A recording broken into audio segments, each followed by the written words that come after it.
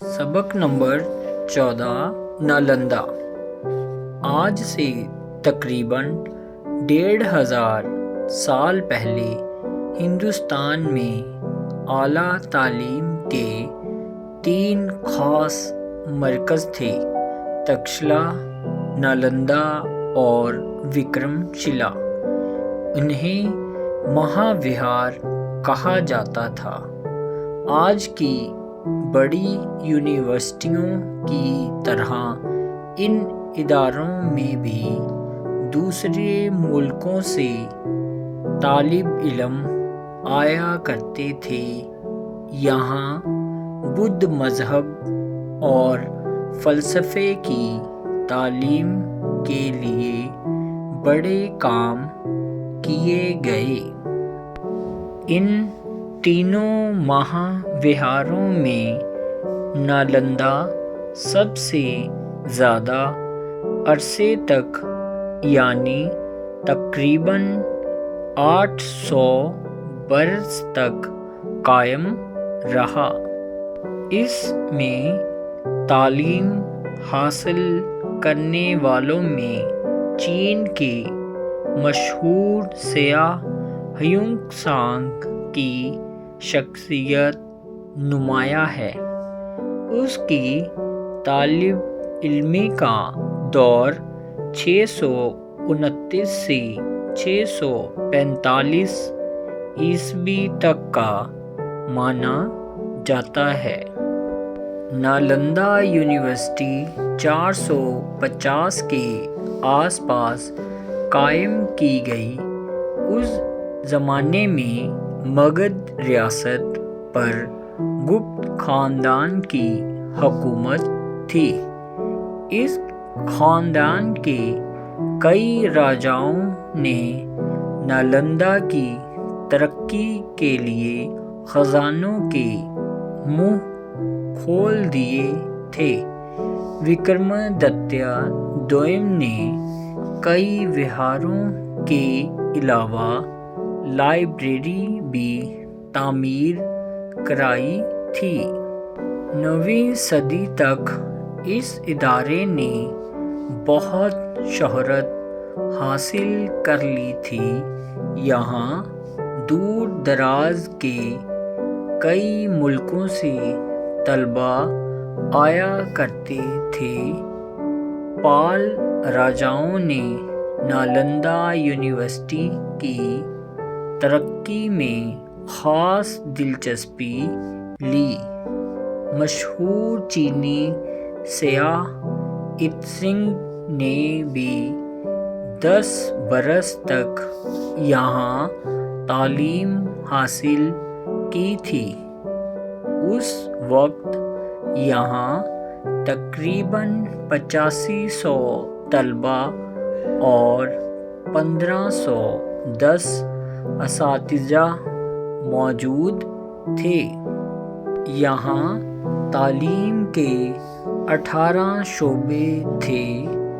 उनमें बुद्ध, फ़लसफ़ा, संस्कृत और पाली ज़ुबानो अदब, क़वायद, तिब, मुसव्वरी और फ़नूने लतीफ़ा वगैरह की तालीम दी जाती थी। नालंदा यूनिवर्सिटी में तलबा की तालीम और उनके रहने और खाने का मुफ्त इंतज़ाम था। नालंदा यूनिवर्सिटी में दाखिले का कायदा ये था कि सदर दरवाज़े पर दवार पंडित मौजूद होते थे जो उम्मीदवार की तालीमी लियाकत का इम्तिहान लेते थे। उसके बाद ही दाखिले की इजाज़त मिलती थी। अब तक की खुदाई से ये वाज़े हो चुका है कि उस ज़माने में यूनिवर्सिटी के हॉस्टल की इमारत 2 मंजिला थी। طلبہ کے رہنے کے لیے چھوٹے اور بڑے کمرے تھے۔ کھدائی کے دوران کتابوں کی الماری اور پتھر کی چوکی بھی ملی ہے۔ آنگن میں کنویں کا بھی پتہ چلا ہے۔ یونیورسٹی چاروں طرف سے اونچی دیواروں سے گھری تھی۔ نالندہ یونیورسٹی 1 میل لمبی اور آدھا میل چوڑی تھی۔ یہاں 8 بڑے ہال، 300 چھوٹے چھوٹے کلاس روم، 3 لیبارٹریاں موجود تھیں۔ چیتنیہ مندر کے جو کھنڈر موجود ہیں ان کی اونچائی 20 میٹر ہے۔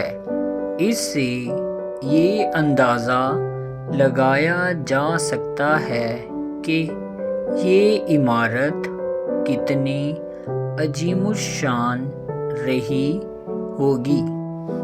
نالندہ یونیورسٹی کے مشرق اور مغرب میں 2 صدر دروازے تھے جن پر بدھ دیوی تارا اور دوسرے دیوی دیوتاؤں کی تصویریں تھیں۔ غیر ملکی طالب علموں کے لیے علیحدہ کالج اور اقامت گاہوں کا بھی پتہ چلتا ہے۔ استاد اور شاگرد کے درمیان گہرا رشتہ ہوتا تھا۔ مطالعے کے لیے موضوعات کے انتخاب میں طلباء کو پوری آزادی تھی۔ ویسے تعلیم کا بنیادی موضوع بدھ مذہب کا مہایانی فلسفہ تھا۔ تعلیم سے فارغ ہونے کے بعد طالب علم کو تامر پتر پر کھدی ہوئی سند دی جاتی تھی جس پر یونیورسٹی کی مہر بھی ہوتی تھی۔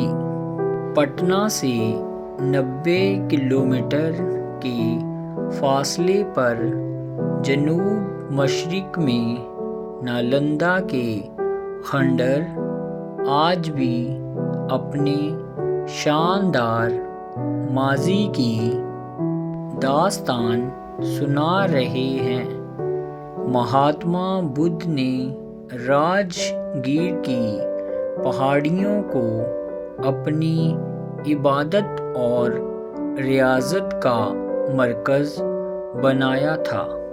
دنیا بھر کے سیاح اور عقیدت مند آج بھی یہاں پرانے زمانے کے اس سب سے اہم ادارے کے آثار دیکھنے کے لیے آتے ہیں۔